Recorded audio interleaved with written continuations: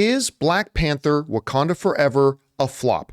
After the first Black Panther movie made $1.34 billion at the box office and got nominated for an Academy Award for Best Picture, expectations were certainly high going into Black Panther: Wakanda Forever.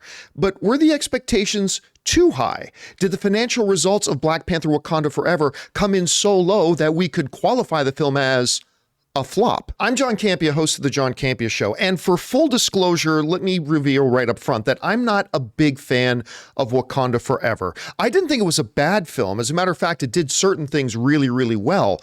But compared to the first Ryan Coogler masterpiece of Black Panther, I thought Wakanda Forever was a significant step backwards. I think they made some creative choices that didn't quite work for the film, and we're left with a movie that is, frankly, an inferior product compared to the original. However, we're not here to talk about the merits of the quality of the film of Black Panther: Wakanda Forever. We are here asking the question, is the movie a flop? So as we talk about this, there are two fundamental questions we have to address. Number one, was it a flop in terms of financial returns? The second question we have to address is, was it a flop in relation to expectations? So let's talk about this first question. Was Wakanda Forever a flop in terms of its financial returns?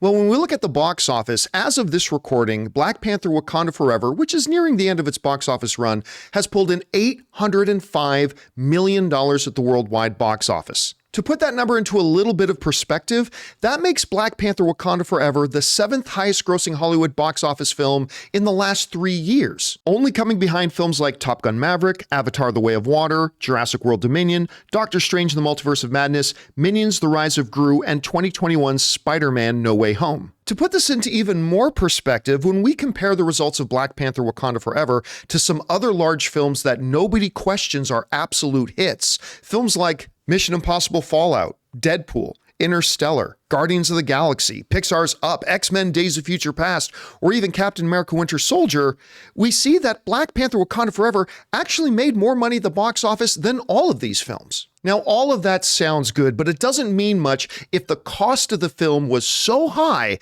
that even at $805 million, Black Panther ended up losing Disney money. But the fact of the matter is, it didn't. Now, you may have seen some rumors floating around that Black Panther: Wakanda Forever was actually going to need $1 billion at the box office to break even. However, when I contacted my source close to Disney, they made it clear that even with a production budget of $250 million, making it one of the, not the, most expensive Marvel films they've ever produced, that even when you figure in a big marketing budget, but was not as big as the $250 million some places are reporting, that the real break-even point for Black Panther: Wakanda Forever was still an extremely high $700 to $750 million. Well, simple math would tell us that at $805 million, this movie has already made millions in profits. So can we say that Black Panther: Wakanda Forever is a huge smash hit? No, we can't do that. But it's clear that in terms of financial returns, Black Panther: Wakanda Forever is by no definition a flop. All right, but what about that second question? Is Black Panther: Wakanda Forever a flop in terms of its relation to expectations? Expectations are kind of a funny thing because they're nebulous. You can say your expectation is anything and you can move the goalpost to create any narrative you want around any situation at all. A country could win 20 gold medals at the Olympics, but you could say, yeah, but I expected it to make 100 gold medals, therefore it was a failure. But even with that being said, expectations are a real thing, and there's no denying that going into a sequel to Black Panther, expectations were going to be high. Like we said a little bit earlier, the first film made over $1.3 billion at the box office. That's a far cry from the $805 million it's made so far. It also became the first comic book film in history to be nominated for Best Picture at the Academy Awards. So, was Wakanda Forever a failure in terms of expectations? Well, I think really the failure is how we set the expectations in the first place. The fact of the matter is, Black Panther: Wakanda Forever was never going to make $1 billion at the box office. And I explained why in this video from January of 2022. Some people in the live chat are asking about, Black Panther 2. Same reasons I don't think it's going to hit $1 billion as to why it's not on my most anticipated list. It doesn't have Chadwick Boseman, and they wrote out T'Challa. So it doesn't have the Chadwick Boseman, the star, and it doesn't have the main character. I think, again, it's going to be a hit. Hopefully it's the best film they've ever done, but I don't see it hitting $1 billion.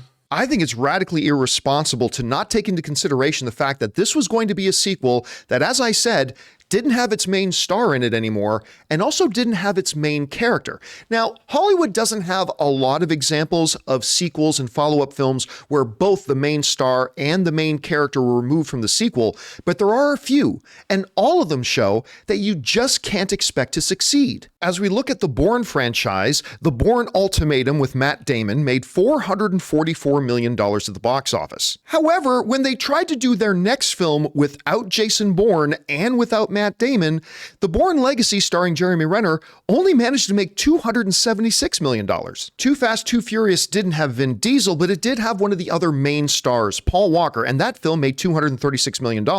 However, when they tried to do the next film without either of the two main stars or characters, Fast and the Furious Tokyo Drift only managed to pull in $158 million. The surprise hit comedy Bruce Almighty with Jim Carrey made a mighty $484 million at the box office.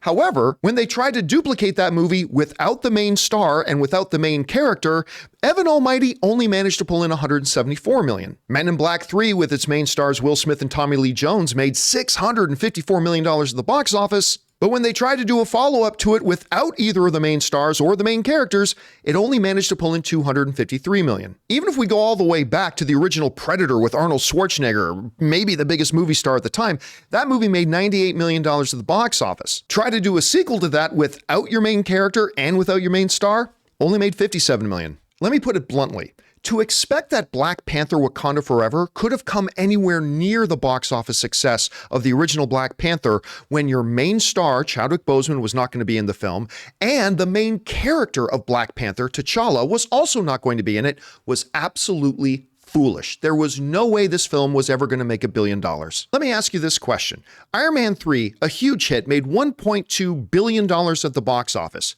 But what if that movie did not have Robert Downey Jr. in it, and instead of recasting the character of Tony Stark, they said the new Iron Man was going to be one of the secondary characters? I don't know, Jon Favreau as Hap was now going to be the new Iron Man. Do you honestly think that Iron Man 3, without Robert Downey Jr. and without Tony Stark, would have made anywhere close to $1.2 billion? I don't think any of us believe that. So in conclusion, even though I'm not personally a big fan of Black Panther Wakanda Forever, the reality is you cannot say it was a flop. It wasn't a flop in terms of its financial returns, and it certainly wasn't a flop when you had realistic expectations. So yeah, maybe not the best movie the MCU's ever put out, but it certainly wasn't a flop. Thanks a lot for checking out this video, guys. My name's John Campea, and until next time, bye-bye.